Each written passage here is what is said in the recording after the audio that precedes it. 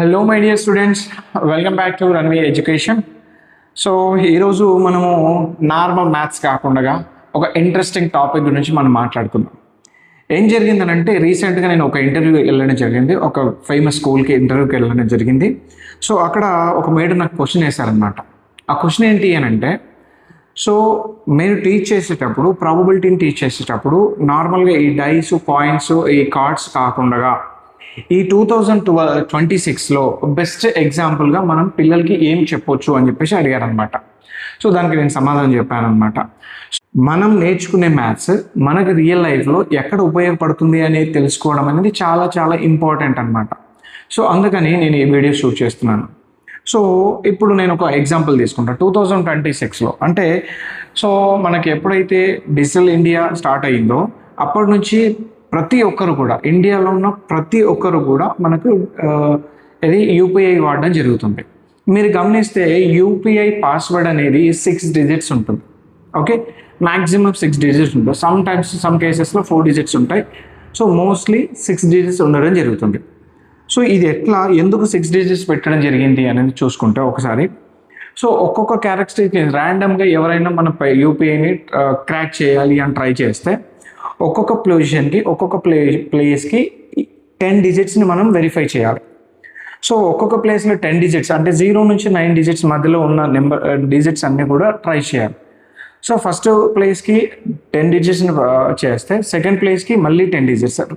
అంటే ఇక్కడ కాంబినేషన్స్ కనుక మనం చెక్ చేస్తే మొత్తం ఓవరాల్గా ఎన్ని పాసిబిలిటీస్ ఉన్నాయి అంటే 10 lakhs పాసిబిలిటీస్ వస్తాయి సార్.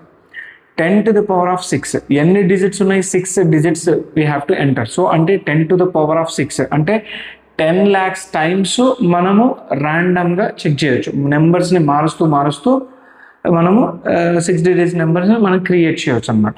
అంటే ఇక్కడ 10 lakhsలలో ఏదో ఒక్కటి మాత్రమే మనం పెట్టుకున్న నెంబర్కి పాసిబిలిటీ ఉంటుంది. అంటే మీరు క్లియర్గా గమనిస్తే ఇక్కడ ఫేవరబుల్ అవుట్కమ్స్ ఎన్ని వస్తాయి సార్ అంటే ఒక్కటి మాత్రమే ఉంటుంది.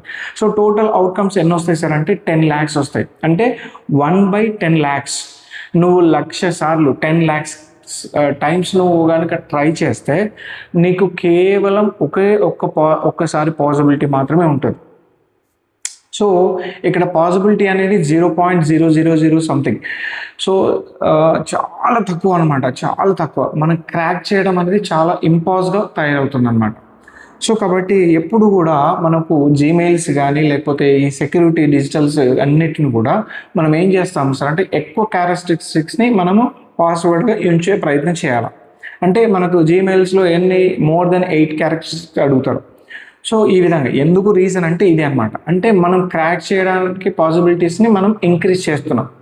సో కాబట్టి మనకు సెక్యూరిటీ లెవెల్స్ అనేది పెరుగుతుందన్నమాట. సో ఇది మనకు 2026లో మనకు బెస్ట్ ఎగ్జాంపుల్గా మనం చెప్పుకోవచ్చు. సో ఇట్లా చాలా ఉంటాయన్నమాట మనకు.